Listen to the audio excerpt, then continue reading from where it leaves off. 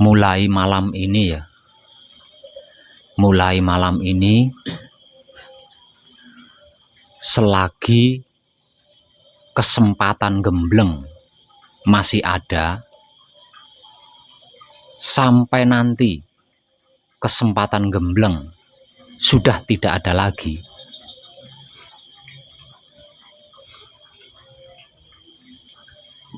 siapapun, terutama kadang,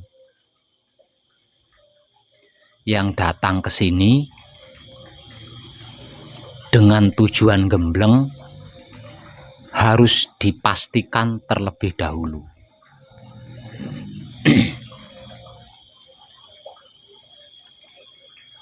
Agar supaya dia bersungguh-sungguh dan bersedia mau mengikuti petunjuk yang dimotivasikan di sini. Kalau sebelum datang ke sini dia pernah belajar sesuatu di luar sana atau memiliki sesuatu, maka pastikan terlebih dahulu agar dia bersedia meletakkan terlebih dulu dan menggantikan petunjuk yang dimotivasikan di sini selama di sini.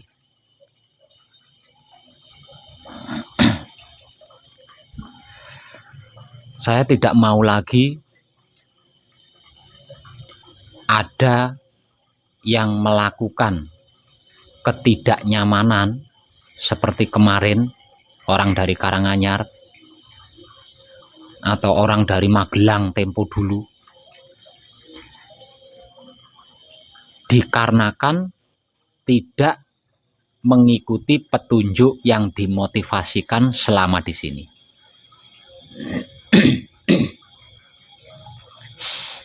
Saya tidak mau lagi ada yang kemijilan, ada yang terjebak di alam kasukman sehingga melakukan kerusuhan, ketidaknyamanan di luar kesadarannya, dikarenakan tidak mengikuti petunjuk yang dimotivasikan di sini selama belajar di sini. Kalau dia bersedia mau mengikuti petunjuk yang dimotivasikan di sini, terima dia dan rajakan dia jika dia lelaki. Kalau dia perempuan, maka ratukan dia.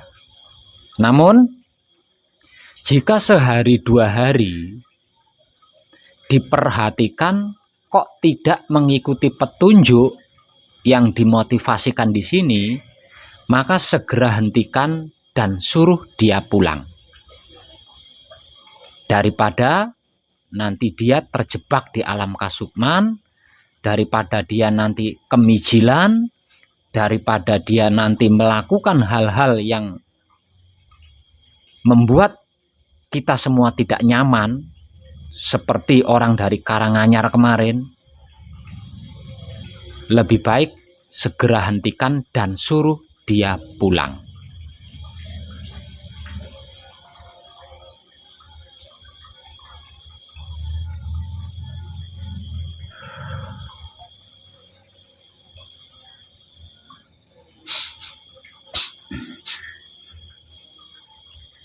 Sedangkan untuk kita semua yang ada di sini, dan untuk semua poro kadang saya yang masih di rumahnya masing-masing, yang masih dalam persiapan gembleng,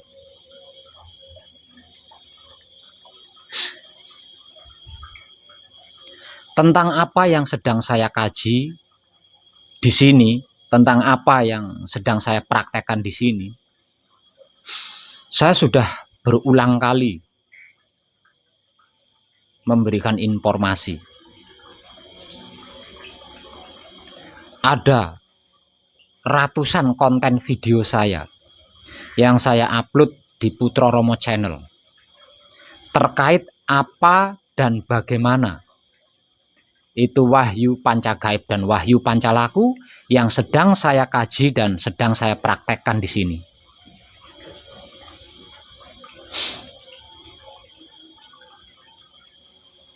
Dengan berbagai macam sudut pandang, dengan beraneka ragam ilmu pengertian, ilmu pemahaman, dan ilmu pengetahuan. Masa iya sih belum paham juga? Masa iya sih belum mengerti juga? Bahwasanya ini adalah tentang wahyu pancagaib. Dan sifat sikapnya wahyu pancagaib itu sendiri, yang tak lain dan tak bukan adalah sedulur papat kalimo pancernya kita sendiri, sang penggerak tubuh kita atau sang penggerak raga kita, yang selama ini menjadikan raga kita bisa berpikir, bisa membatin, bisa berkeinginan, bisa itu, bisa ini, dan bisa bla bla bla bla lainnya. Bukan tentang yang lain. Ini adalah tentang hidup. Ini adalah tentang suci, bukan yang lain. Dan ini sudah saya informasikan tanpa tedeng aling-aling, dengan berbagai macam sudut pandang, dengan beraneka ragam ilmu pengertian, ilmu pemahaman, dan ilmu pengetahuan. Masa iya masih belum ngerti juga? Kalau belum mengerti berarti tidak mau mengerti, bukan belum mengerti. Lawang informasinya terlalu banyak, amat sangat banyak. Kalau masih belum mengerti juga berarti memang tidak mau mengerti.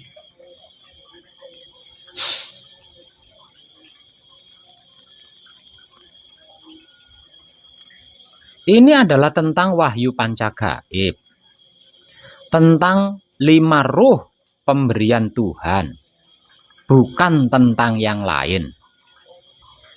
Ini tentang wahyu pancagaib.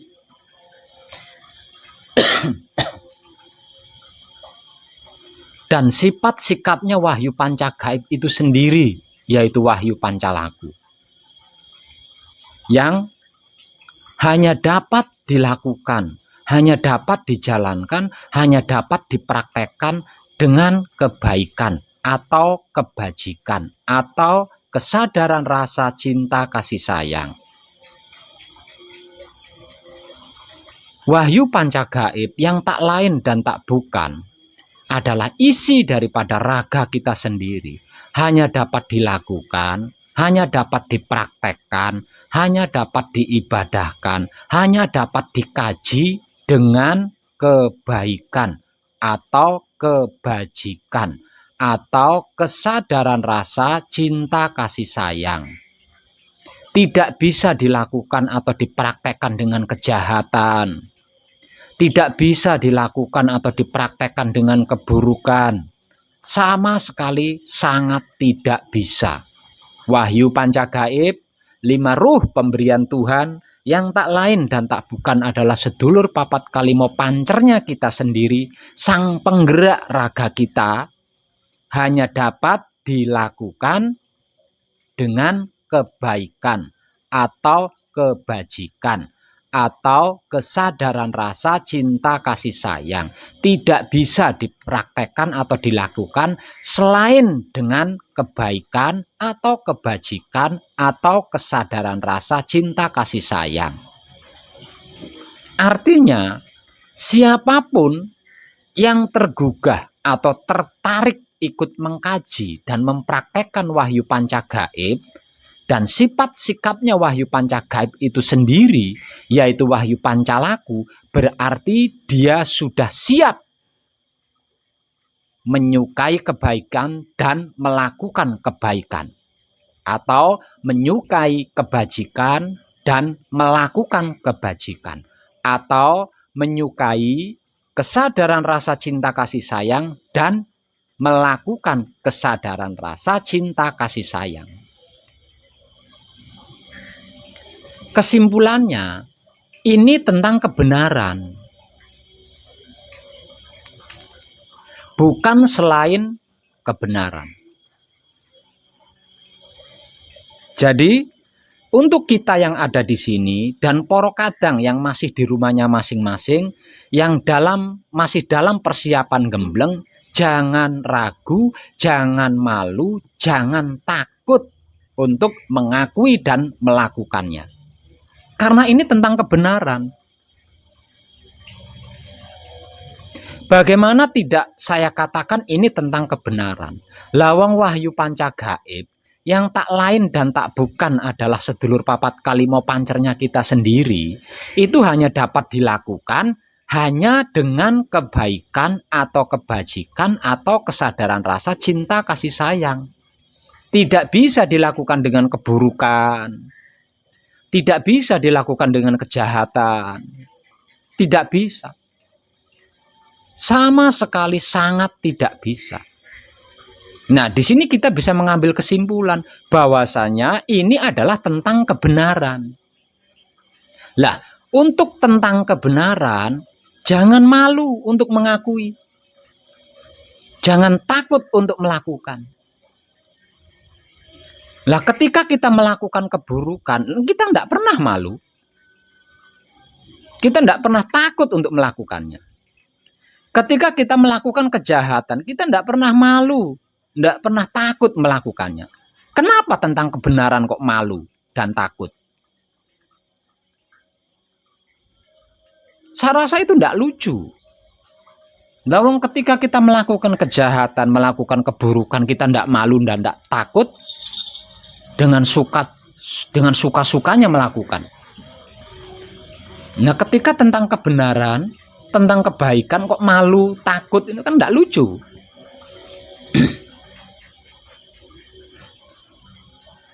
Karenanya, untuk poro kadang saya yang masih dalam persiapan gembleng, masih di rumahnya masing-masing, jangan malu, jangan takut untuk mengakui dan melakukannya di hadapan keluarga panjenengan. Jadi, kalau mau berangkat gembleng, diizinkan atau tidak, disukai atau tidak, pamit baik-baik terlebih dulu kepada keluarga.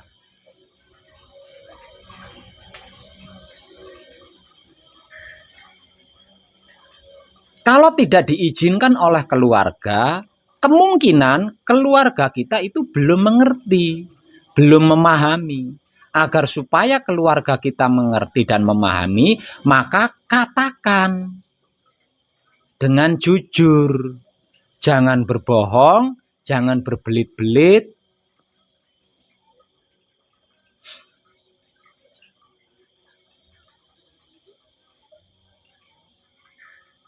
Karena apa? Karena jika tidak, nanti akan menjadi bagian dari kesulitan selama melakukan gembleng di sini. Akhir-akhir ini ada beberapa orang yang didatangi oleh keluarganya, disuruh pulang oleh keluarganya. Didatangi istrinya, disuruh pulang sama istrinya.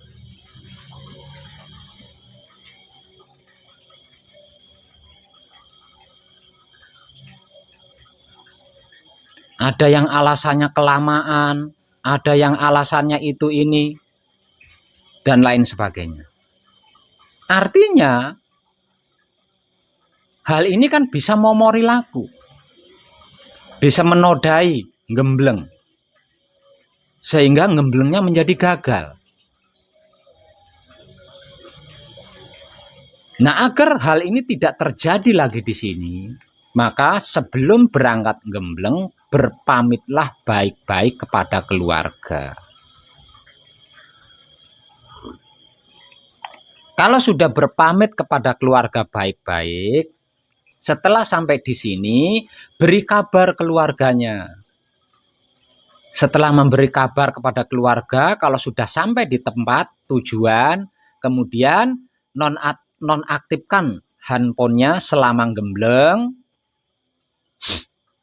dan ikuti petunjuk yang dimotivasikan selama gembleng.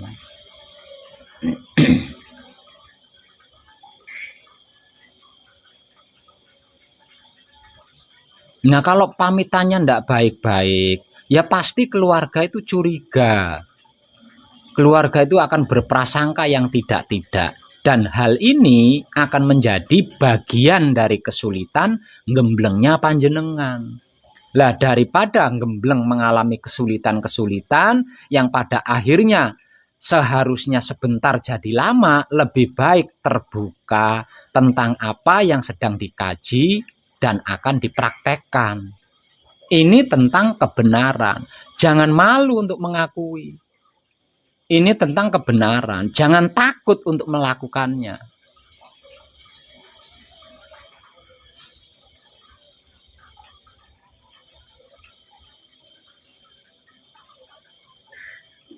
Kalau tidak tahu kata-kata untuk berpamitan, saya ajari.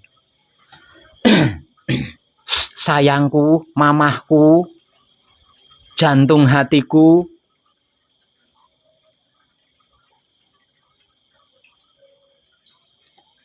saya ingin bertobat dari masa lalu saya yang selama ini saya lakukan di luar kesadaran saya, yang menjadikan saya tidak nyaman, kurang bahagia, mengalami kesulitan-kesulitan, masalah-masalah, dan lain-lain sebagainya. Mulai saat ini, karena itu saya mau bertobat.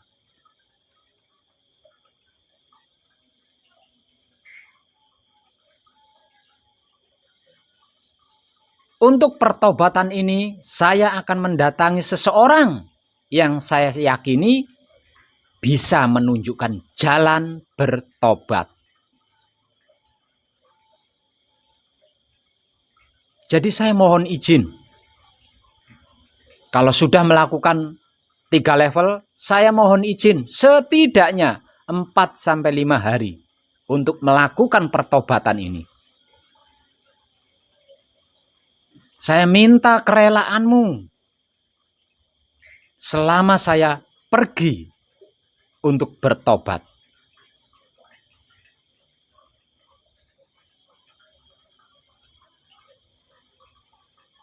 Kalau istri panjenengan tidak mengizinkan ketika panjenengan berkata-kata seperti ini, berarti istri panjenengan bukan orang baik.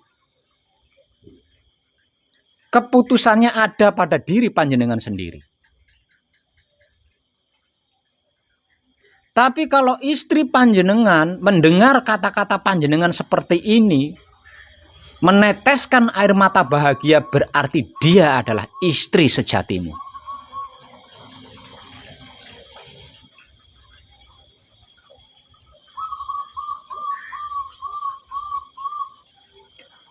Namun kalau dia tidak mengizinkan, bahkan berkata-kata yang tidak-tidak,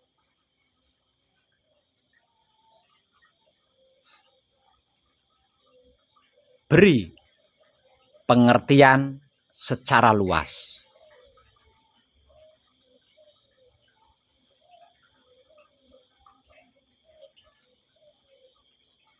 Misal contoh, istri mengatakan kalau mau bertobat ya sembahyang.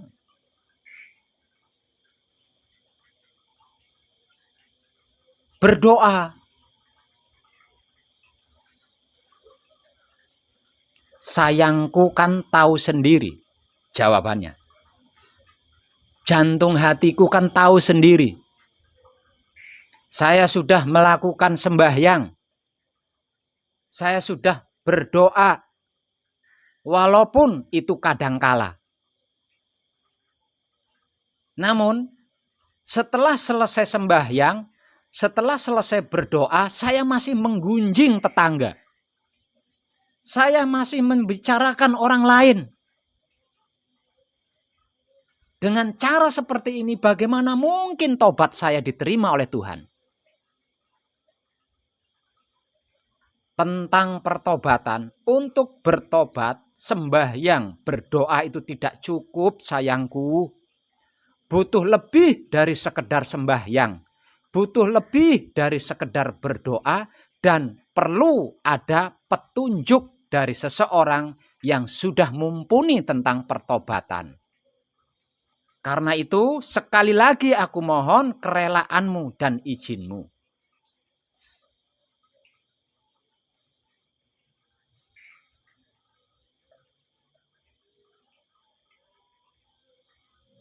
Saya mengetahui di sana katanya ada orang yang sudah mengerti, sudah memahami, sudah mengetahui tentang pertobatan, tentang bertobat. Bahkan konon katanya hanya dengan bertobat kepada Tuhan, masalah duniawi itu bisa diselesaikan dengan mudah. Saya ingin membuktikan, selain saya benar-benar ingin bertobat, saya juga ingin membuktikan kabar ini. Sayangku, sekali lagi mohon kerelaanmu, izinkan aku untuk berangkat tentang bertobat ini.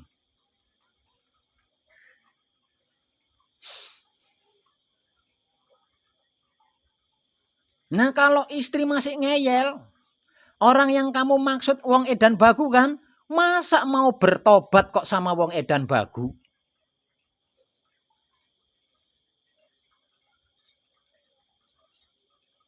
Justru karena wong edan bagu itulah saya terinspirasi. Saya termotivasi sayangku. Dia bukan hanya wong edan. Dulu dia itu orang bejat. Orang jahat. Orang najis. Orang kejam. Orang buruk dan tidak ada baiknya sama sekali.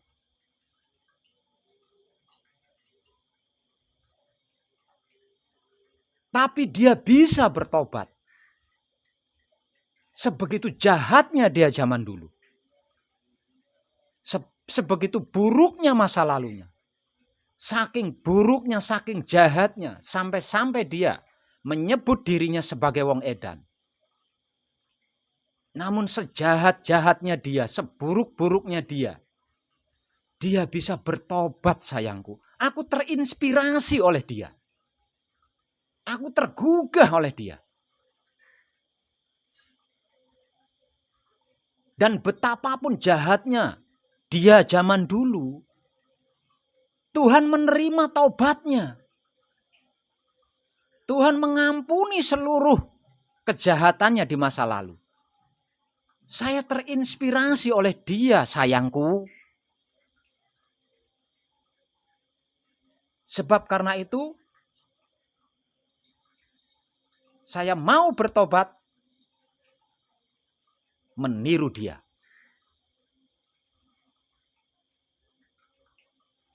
Saya ingin tahu rasanya diampuni oleh Tuhan itu seperti apa.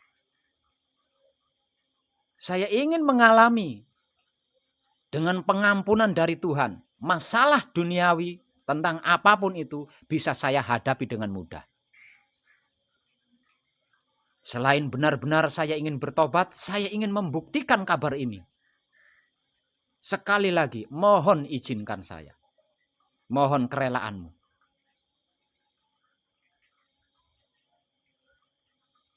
Kalau istri panjenengan orang baik, tidak mungkin mencegah panjenengan. Kalau dia tetap mencegah dengan penjelasan-penjelasan seperti itu, berarti istri panjenengan bukan orang baik. Buktinya apa? Alah, buktinya dia tidak menyukai, tidak menyetujui panjenengan bertobat. Dia lebih menyukai panjenengan melakukan kejahatan-kejahatan. Dia lebih menyukai panjenengan melakukan keburukan-keburukan. Berarti dia bukan orang baik, bukan? Dan keputusannya ada pada diri panjenengan sendiri. Jangan malu untuk mengakui wahyu panca gaib. Karena wahyu panca gaib adalah tentang kebajikan, tentang kebaikan, atau tentang kesadaran rasa cinta kasih sayang. Yang hanya dapat dilakukan dengan wahyu panca gaib. Dan sifat sikapnya wahyu panca gaib itu sendiri, yaitu wahyu panca laku.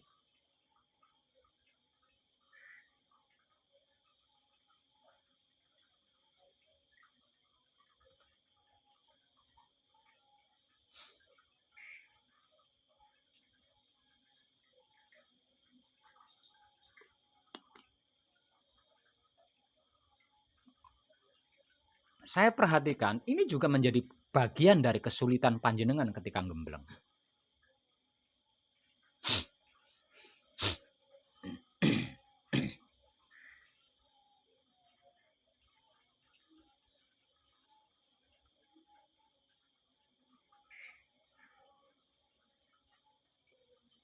Kalau istri-istri panjenengan kok masih belum sadar juga, masih belum menyetujui juga, katakan, sayang, aku adalah suamimu.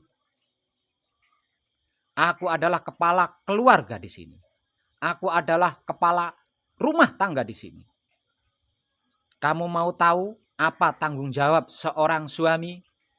Kamu mau tahu apa tanggung jawab yang dipikul oleh kepala keluarga atau kepala rumah tangga? Itu urusannya dunia akhirat, sayang. Artinya aku harus bertanggung jawab penuh tentang anak istriku. Mulai dari dunia ini sampai nanti setelah mati. Bagaimana mungkin aku bisa bertanggung jawab tentang dunia akhirat anak istriku? Kalau tentang diriku sendiri saja, saya tidak bisa bertanggung jawab, sayang.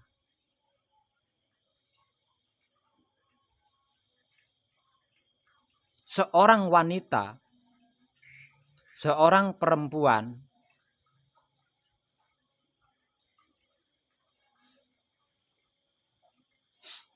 dihukumkan untuk bersuami, memiliki pasangan, itu karena apa? Karena wanita atau perempuan memuliakan dirinya dan menyandarkan kehidupannya kepada suaminya atau pasangannya tentang dunia akhiratnya. Bukan tentang yang lain.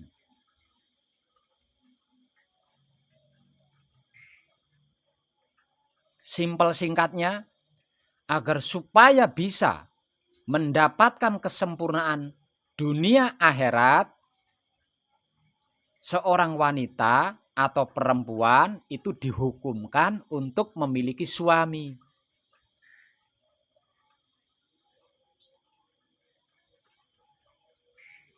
Artinya, wanita manapun, perempuan apapun, ketika memiliki seorang suami yang berspiritual, harusnya itu bahagianya melebihi segalanya. Karena apa? Karena jika suaminya berspiritual, kesempurnaan dunia akhiratnya itu menjadi pasti. Bukan fiktif-fiktif, bukan ngambang. Jadi, kalau panjenengan para suami memiliki istri yang tidak menyukai panjenengan berspiritual, berarti istri panjenengan tidak memiliki etikat baik. Berarti istri panjenengan tidak memiliki etikat baik. Apalagi jika panjenengan sudah berbicara tentang tobat atau bertobat. Kalau dia tidak menyukai dan tidak menyetujui, sungguh istrimu itu bukanlah baik.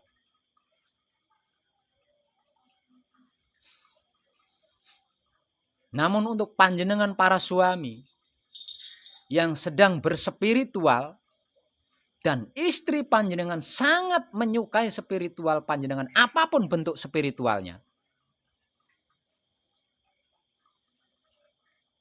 Pertahankan dia. Dia adalah perempuan baik. Dia adalah wanita baik.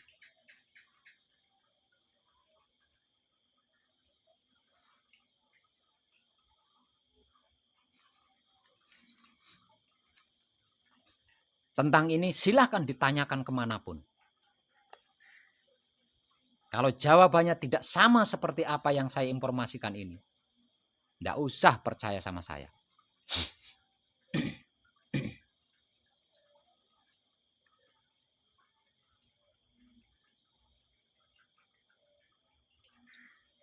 Dan untuk panjenengan para suami, kalau memiliki istri menyukai kegiatan-kegiatan spiritual, jangan sekali-kali panjenengan mencegahnya. Terlebih lagi panjenengan sendiri tidak melakukan spiritual.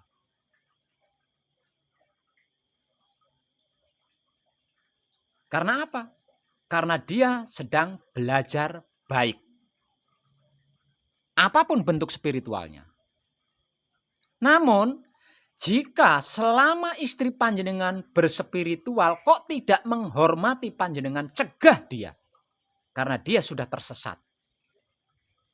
Selama dia berspiritual tidak menghargai panjenengan,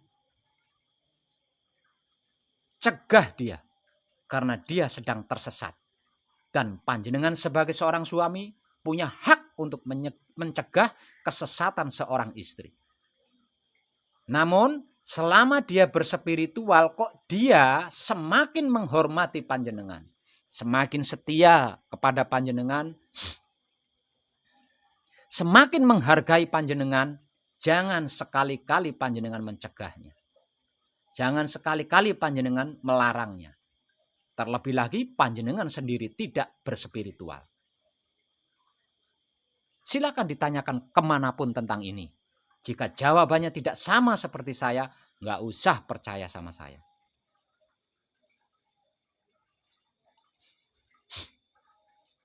Sungguh seluruh wanita, seluruh perempuan itu mengharap kesempurnaan dunia akhirat. Secara umum istilahnya dunia akhirat.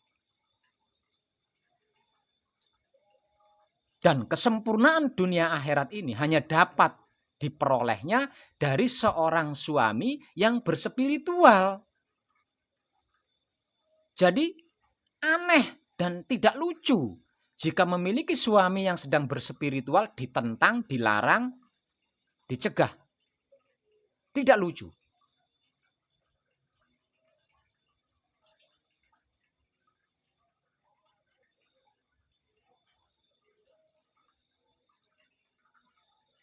Berarti di dalam dirinya ada jiwa hitam yang sedang menghambat spiritual panjenengan. Nah, agar dia mengerti, memahami, jelaskan tentang wahyu panca gaib yang panjenengan mengerti dari saya. Agar dia paham. Kalau dia paham tentang apa dan bagaimana wahyu panca gaib, tidak mungkin. Tidak setuju itu tidak mungkin. Karena seluruh wanita, semua perempuan itu butuh itu. Dan dia hanya bisa mendapatkannya dari seorang suami yang berspiritual. Kalau ada perempuan, ada wanita yang tidak menyukai suaminya berspiritual, berarti dia belum mengerti. Belum memahami. Maka beri mengerti, beri pemahaman. Agar dia mengerti, agar dia paham. Kalau sudah mengerti, sudah paham, dia tetap ngeyel seperti itu, berarti dia tidak memiliki etikat baik.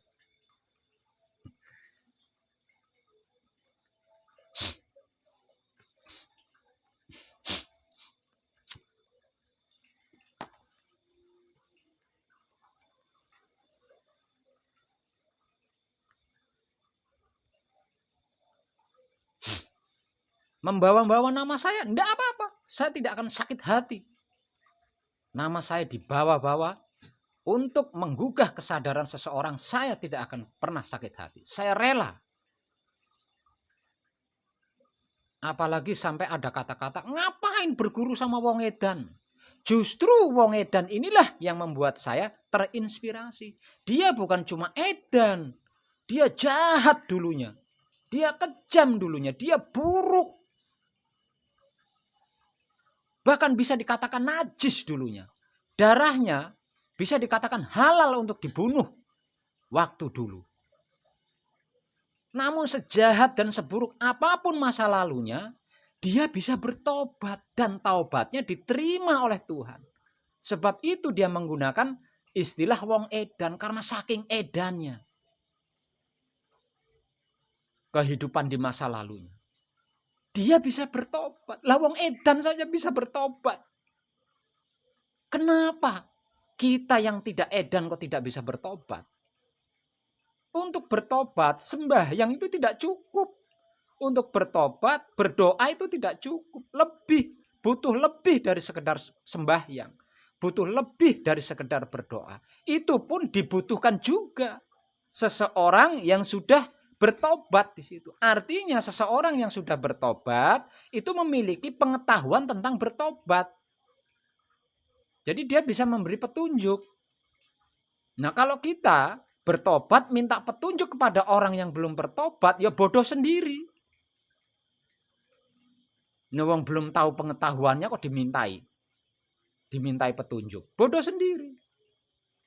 Jadi kalau mau bertobat, carilah orang yang sudah bertobat. Karena orang yang sudah bertobat itu bisa memberikan petunjuk tentang bertobat.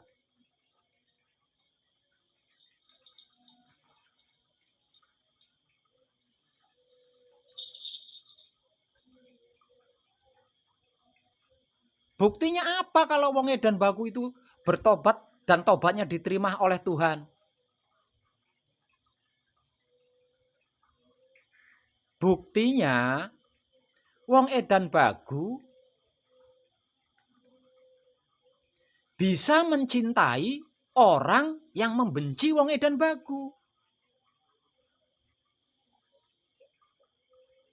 Wong edan baku bisa mengasihi orang-orang yang menghina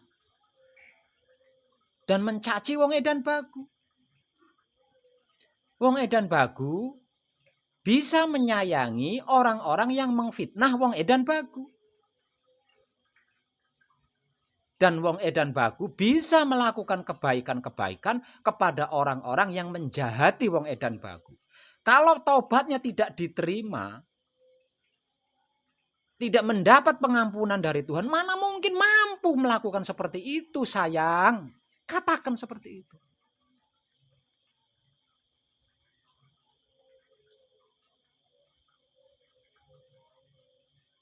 Dengan itu saya terinspirasi, makanya saya mau menemui dia untuk membuktikannya.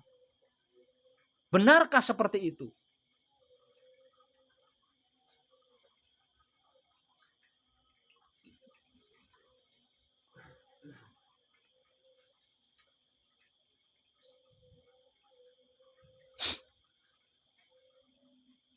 Jangan tujuannya menemui saya gembleng di sini, pamitnya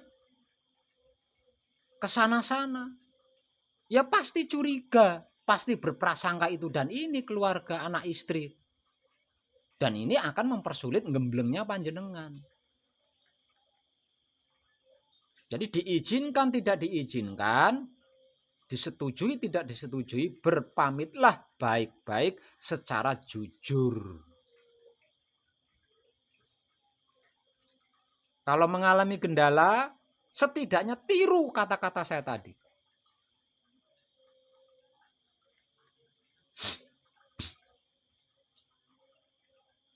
Enggak ada.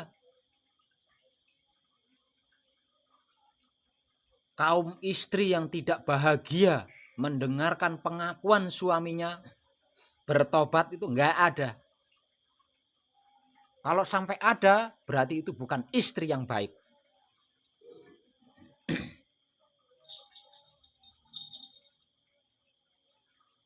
Tidak ada satupun istri yang tidak bangga memiliki suami yang sudah bertobat. Tidak ada. Kalau ada berarti itu bukan istri yang baik. Tidak ada kaum istri yang tidak meneteskan air matanya ketika seorang suaminya bertobat. Kalau ada berarti dia bukan istri yang baik.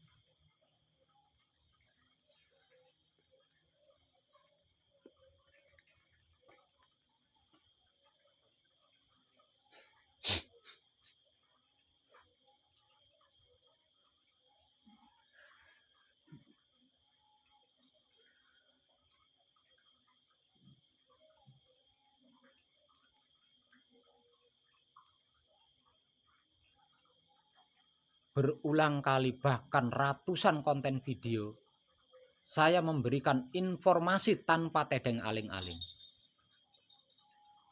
dengan berbagai macam sudut pandang dan beraneka ragam pengertian, pemahaman dan pengetahuan bahwa ini tentang wahyu pancagaib dan sifat sikapnya wahyu pancagaib itu sendiri yaitu wahyu pancalagu yang tak lain dan tak bukan 5 ruh pemberian Tuhan. Atau sedulur papat kalimo pancernya kita sendiri. Sang penggerak tubuh yang seumur hidup menghidupi kita dan menjadikan kita bisa itu, ini, dan lain sebagainya. Bukan tentang yang lain. Dan ini hanya dapat dilakukan, hanya dapat dipraktekkan, hanya dapat diibadahkan dengan kebaikan atau kebajikan atau kesadaran rasa cinta kasih sayang. Bukan yang lain. Artinya ini tentang kebenaran.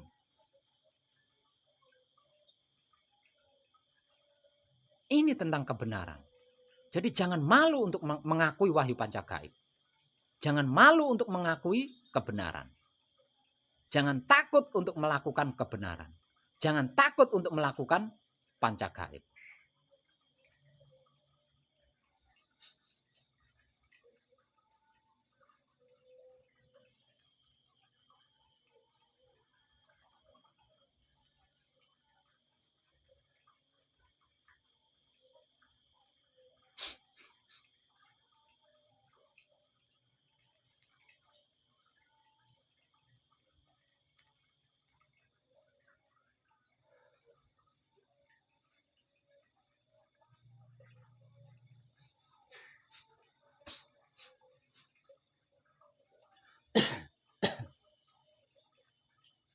Jadi saya ulang, mulai malam ini, selagi kesempatan gembleng masih ada, sampai kesempatan gembleng ini habis, alias tidak ada lagi, siapapun yang datang ke sini, terutama kadang dengan tujuan gembleng, pastikan terlebih dahulu bahwa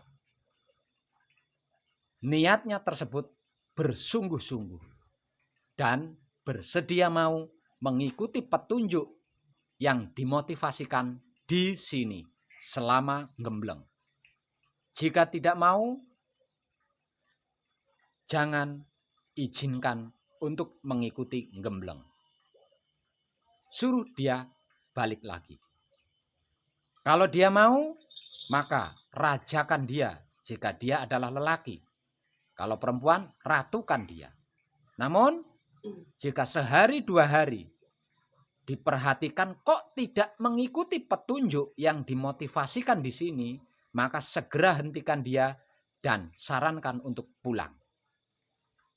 Saya tidak mau menghadapi risiko-risiko yang membuat tidak nyaman tempat ini.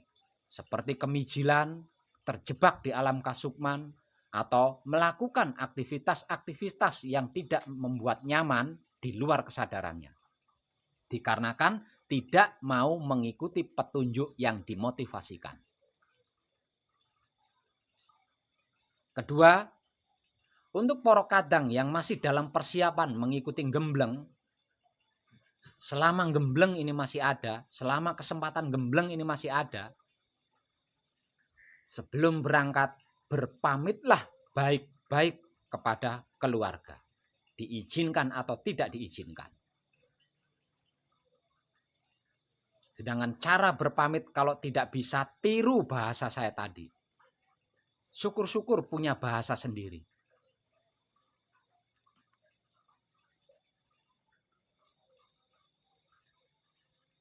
Dan kalau sudah sampai di sini, beri kabar keluarga bahwasanya sudah sampai di tempat. Setelah memberi kabar, sampaikan pula bahwa selama gembleng, handphone akan dinonaktifkan agar supaya tidak terganggu.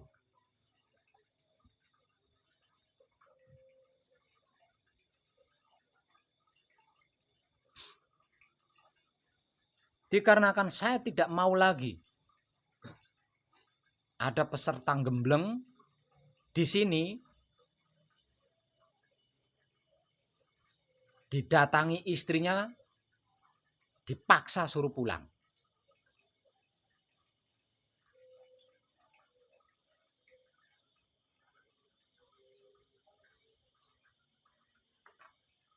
Saya tidak mau lagi itu.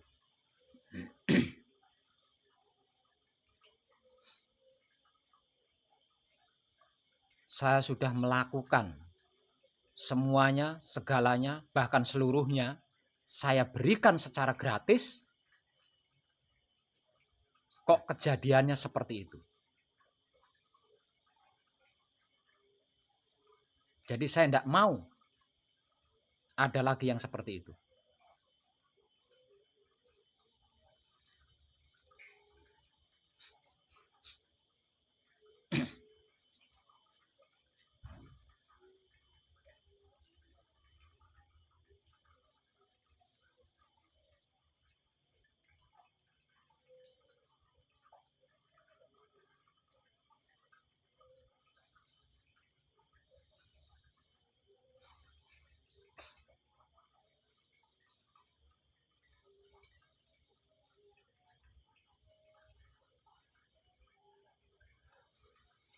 Dan saya rasa dengan seperti ini kita akan mendapatkan kenyamanan di dalam bergerak dan bergerik.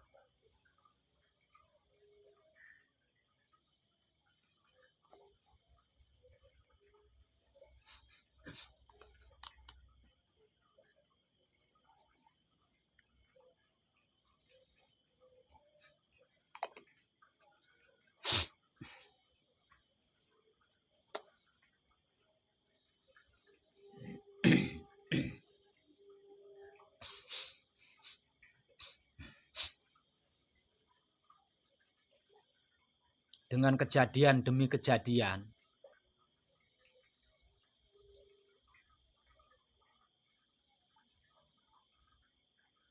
semakin jelas bahwa di era kedaulatan Romo, Romo semakin mempertunjukkan orang-orang yang akan dihancurkan. Semakin memperjelas orang-orang yang akan dihancurkan. Dikarenakan tidak mau baik, tidak mau melakukan kebaikan. Tidak menyukai kebajikan dan tidak mau melakukan kebajikan.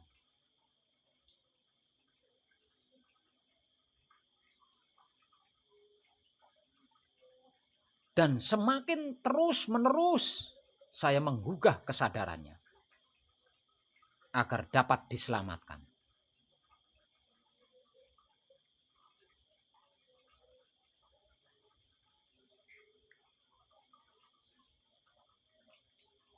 Kalau tidak mau, itu hak masing-masing. Namun kalau sampai mengatakan wahyu pancagaib sesat,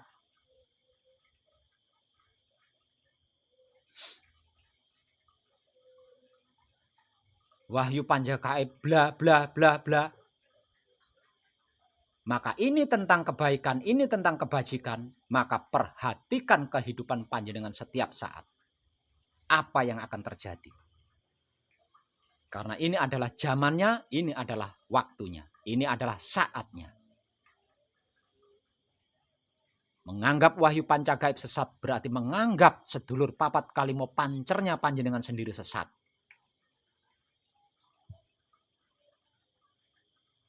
dan perhatikan kehidupan panjenengan di setiap saat. Apa yang sedang terjadi?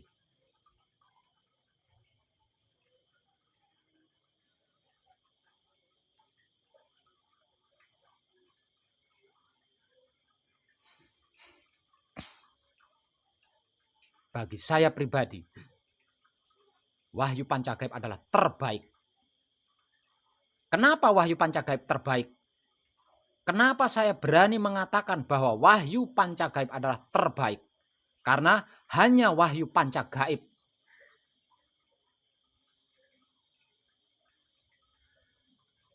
yang dapat dilakukan hanya dengan kebaikan atau kebajikan. Selain dengan kebaikan atau selain dengan kebajikan atau selain dengan kesadaran rasa cinta kasih sayang, wahyu pancagaib tidak dapat dipraktekkan, tidak dapat dilakukan, tidak dapat diibadahkan. Dari sini saya berani mengambil bahwa wahyu pancagaib adalah terbaik. Kenapa saya mengatakan wahyu pancagaib adalah yang terbaik? Karena hanya orang-orang yang sudah bertobat yang bisa menjalankan wahyu pancagaib. Kalau belum bertobat, dia akan mengalami kesulitan-kesulitan untuk menjalankan wahyu pancagaib. Dikarenakan wahyu pancagaib hanya dapat dilakukan dengan kebaikan atau kebajikan atau kesadaran rasa cinta kasih sayang. Itu bukti kalau wahyu pancagaib yang terbaik.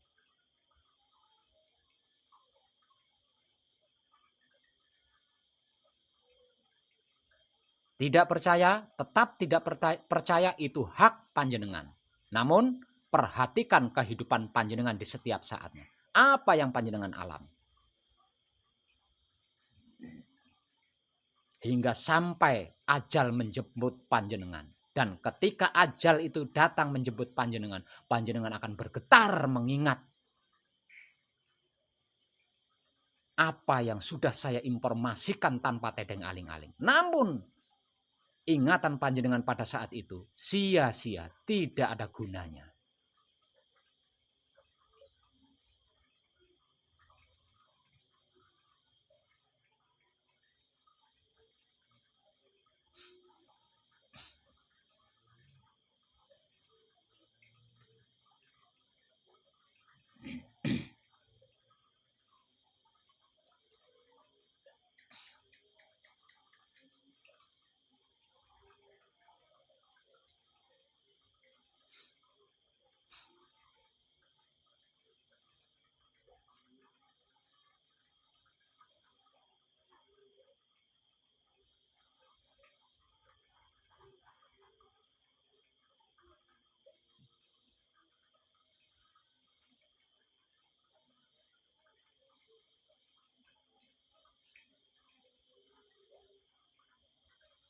Saya berharap banyak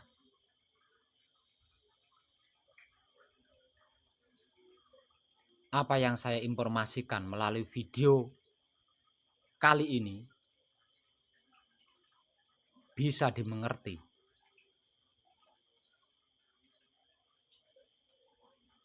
Dan tentang wahyu pancagaib ini, mulai malam ini saya sudah tidak menggunakan kompromi lagi.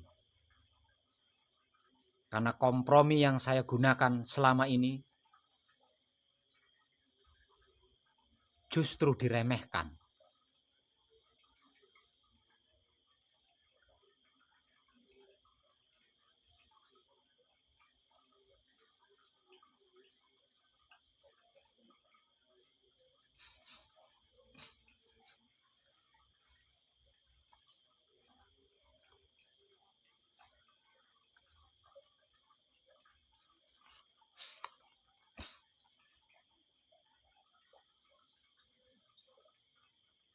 Ada kadang yang tidak percaya atau Putra Romo tidak percaya dengan apa yang saya katakan di dalam video kali ini.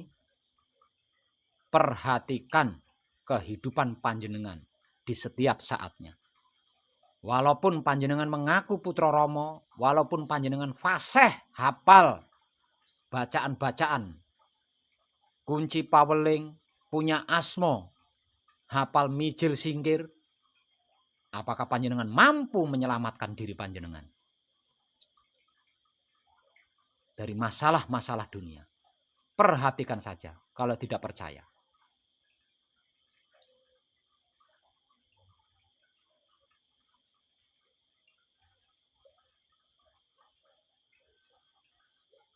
Saya bisa berbicara karena saya mengalami sendiri.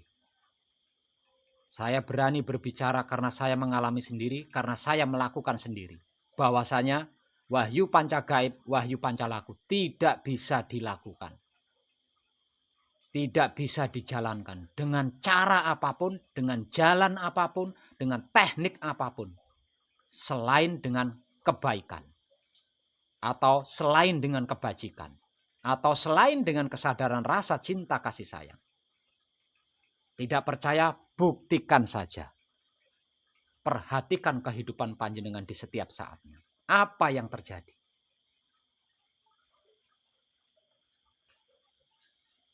Bisa saya pastikan panjenengan tidak akan pernah nyaman, tidak akan pernah tenang.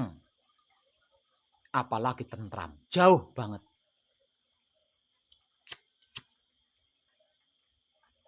Panjenengan tetap mengalami masalah-masalah itu. Bahkan panjenengan kalau mau jujur dihantui ketakutan-ketakutan, takut mati.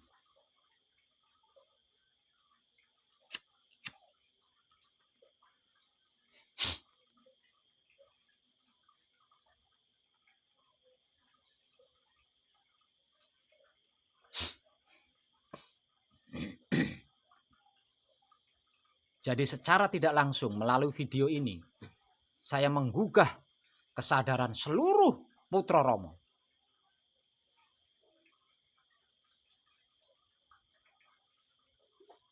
Untuk sama-sama mengetahui bahwa wahyu panca gaib tidak bisa dipraktekkan dengan apapun selain dengan kebaikan atau kebajikan.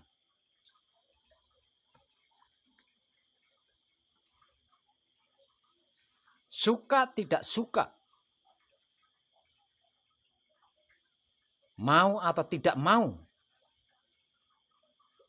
baik atau kebajikan, itu keputusannya ada pada diri panjenengan sendiri-sendiri yang mengaku sebagai putra Romo. Kalau panjenengan menyukai kebaikan atau kebajikan dan melakukan kebaikan atau kebajikan, perhatikan kehidupan panjenengan di setiap saatnya. Apa yang terjadi? Sebaliknya, kalau panjenengan tidak menyukai kebaikan atau kebajikan dan tidak mau melakukan kebaikan atau kebajikan, perhatikan juga kehidupan panjenengan di setiap saatnya. Apa yang sedang terjadi? Silahkan dibuktikan sendiri dan disimpulkan sendiri atau diputuskan sendiri. Mau baik atau tidak. Mau melakukan kebajikan atau tidak. Itu keputusan panjenengan sendiri. Karena kehidupan di dunia ini adalah keputusan panjenengan sendiri.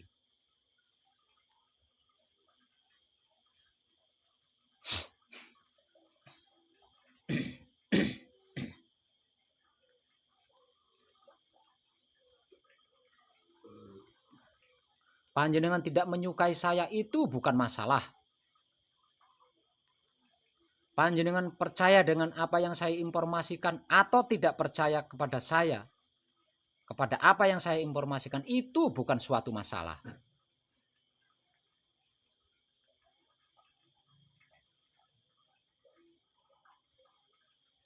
Namun,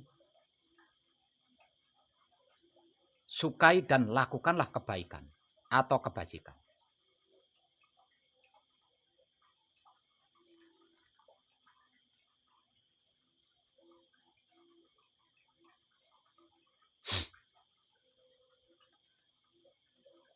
Karena hidup di dalam kehidupan dunia ini adalah keputusan panjenengan sendiri. Apapun yang panjenengan alami itu keputusan panjenengan sendiri. Kalau sampai panjenengan menyimpulkan atau memutuskan untuk tidak menyukai kebaikan dan tidak mau melakukan kebaikan, maka apapun kehidupan yang terjadi itu keputusan panjenengan. itulah hasil keputusan panjenengan. Maka jangan salahkan pemerintah negara. Jangan salahkan pemerintah negara. Jangan salahkan kedua orang tua panjenengan. Jangan salahkan guru-guru panjenengan. Karena apa yang panjenengan alami itu adalah keputusan panjenengan sendiri.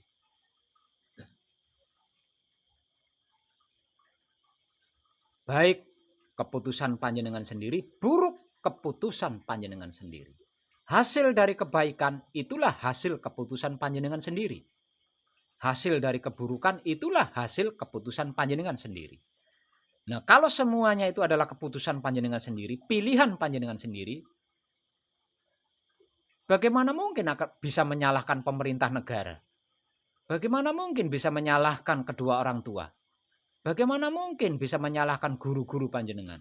Lawang itu pilihan panjenengan sendiri, keputusan panjenengan sendiri.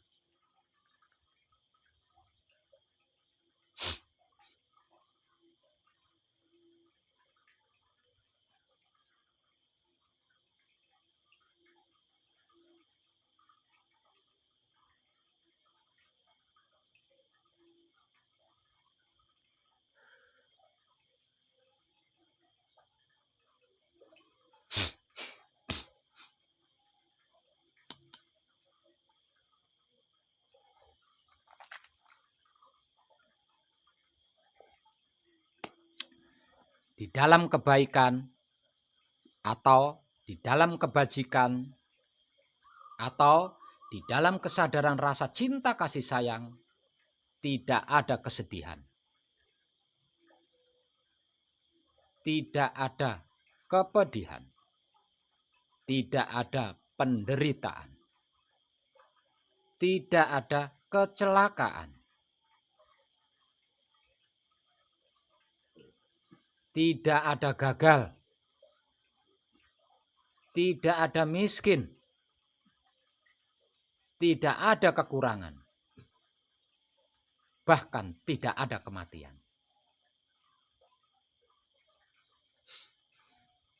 Kalau panjenengan sampai mengalami penderitaan, kesedihan, kepedihan, kekurangan, kalau sampai panjenengan mengalami masalah, apapun itu bentuknya, berarti pilihan panjenengan yang panjenengan simpulkan, yang panjenengan putuskan bukan kebaikan, atau bukan kebajikan, atau bukan kesadaran rasa cinta kasih sayang. Dan jangan sesali karena itu adalah pilihan panjenengan sendiri.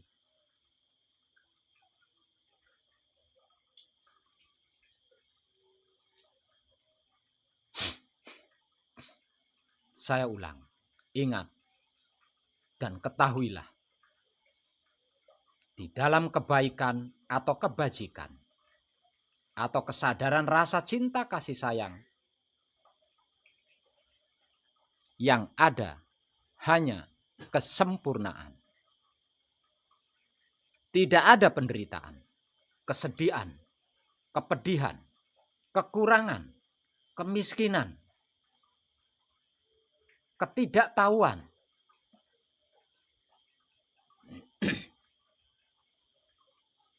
masalah, bahkan kematian tidak ada di dalam kebaikan atau kebajikan atau kesadaran rasa cinta kasih sayang. Kalau sampai ada, berarti pilihan yang panjenengan simpulkan atau pilihan yang panjenengan putuskan bukan kebaikan, bukan kebajikan, bukan kesadaran rasa cinta kasih sayang. Dan jangan sesali karena itu pilihan panjenengan sendiri. Jangan menyalahkan apapun, jangan menyalahkan siapapun. Karena itu adalah pilihan panjenengan sendiri.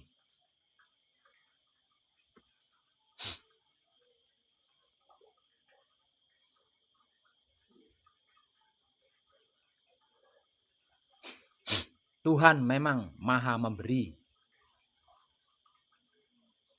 termasuk takdir atau nasib. Itu adalah pemberian Tuhan, karena Tuhan Maha Memberi. Namun percayalah, takdir macam apapun, takdir model apapun yang diberikan oleh Tuhan bisa kita rubah. Bisa kita ubah kalau kita tidak menyukai takdir atau nasib itu. Kalau kita tidak menyetujui takdir atau nasib itu, kita bisa merubahnya dengan cara menyukai kebaikan dan melakukan kebaikan, atau menyukai kebajikan dan melakukan kebajikan, atau menyukai kesadaran rasa cinta kasih sayang dan melakukan kesadaran rasa cinta kasih sayang. Saya jamin, takdir seburuk apapun, nasib seburuk apapun, bisa panjenengan ubah.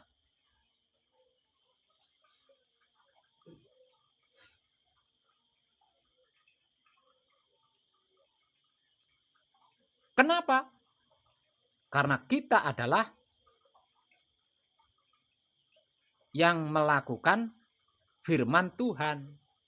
Tuhan yang berfirman, kitalah yang melakukan. Kalau Tuhan berfirman tentang takdir, kalau Tuhan berfirman tentang nasib, kalau kita tidak melakukannya, nggak akan terjadi itu takdir atau nasib.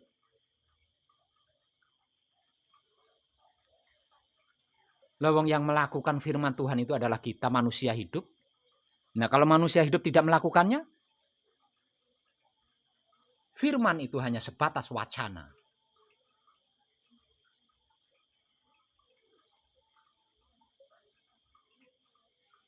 Seburuk apapun, senista apapun takdir dan nasib kita, kalau kita melakukan kebaikan, kalau kita melakukan kebajikan, atau melakukan kesadaran rasa cinta kasih sayang, tidak ada keburukan di dalam. Lawang di dalam kebaikan atau kebajikan atau kesadaran rasa cinta kasih sayang tidak ada keburukan. Bagaimana mungkin akan mengalami keburukan? Betapapun Tuhan berfirman kepada kita bahwa takdir kita adalah miskin, nasib kita adalah miskin, kalau kita menyukai kebaikan dan melakukan kebaikan, atau menyukai kebajikan dan melakukan kebajikan, dikarenakan di dalam kebaikan dan kebajikan itu tidak ada kemiskinan, ya kita tidak akan mengalami kemiskinan. Nggak, dari sini takdir atau nasib sudah berubah.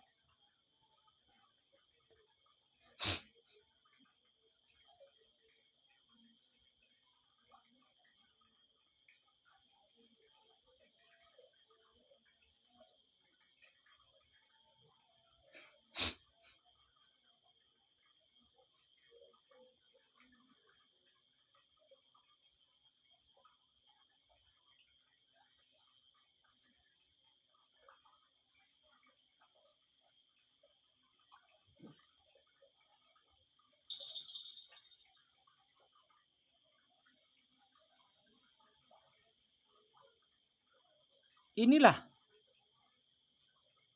inti saripati dari apa yang saya informasikan tanpa tedeng aling-aling. Dengan berbagai macam sudut pandang dan beraneka ragam ilmu pengertian, pemahaman, dan pengetahuan.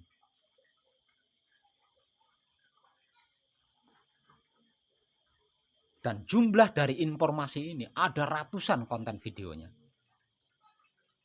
Kalau sampai tidak mengerti juga, berarti tidak mau mengerti.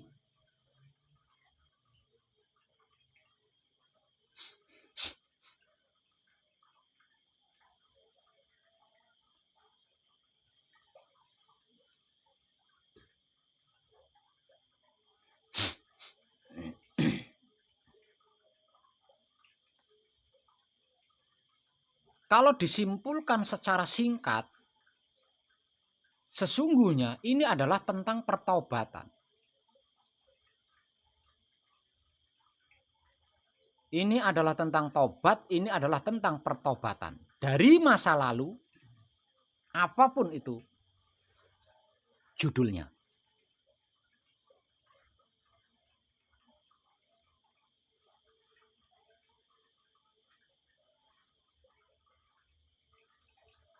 Dan tentang pengampunan.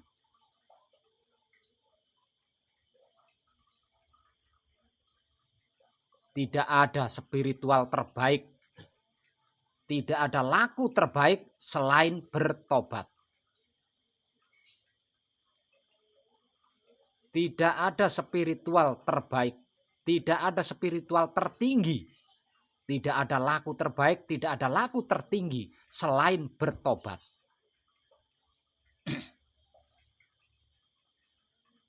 Silakan ditanyakan kepada siapapun dan dimanapun.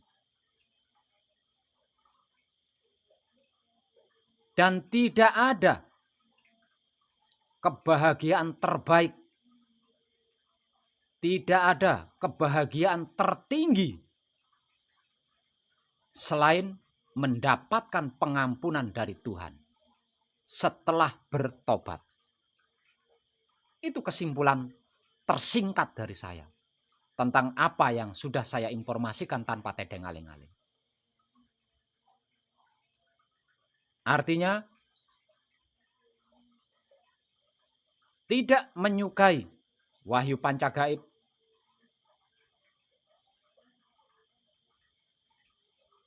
menuding wahyu pancagaib sesat berarti tidak memiliki etikat atau karakter baik pada diri orang tersebut.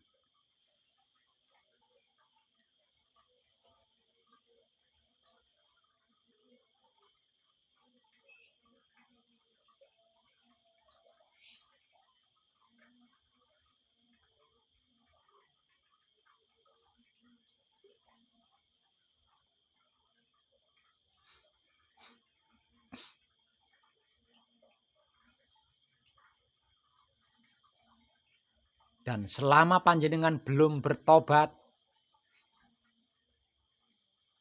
maka selama itu panjenengan tidak akan pernah menemukan inti saripati kehidupan dunia.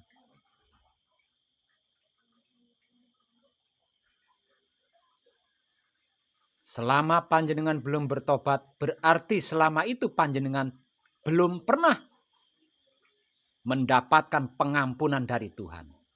Dan selama panjenengan belum mendapat pengampunan dari Tuhan, maka selama itulah panjenengan tidak akan pernah mengerti, memahami, mengetahui, apalagi menikmati rasanya. Inti saripati daripada kebahagiaan yang sejati atau yang sesungguhnya.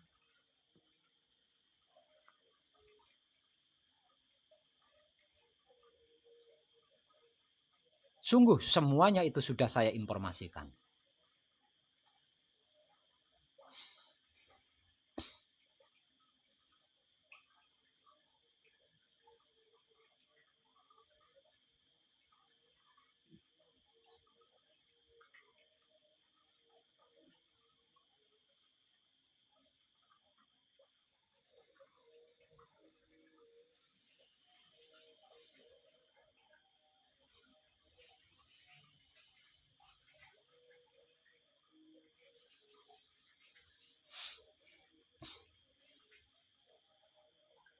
Dan kadangan kita malam ini saya cukupkan sampai di sini.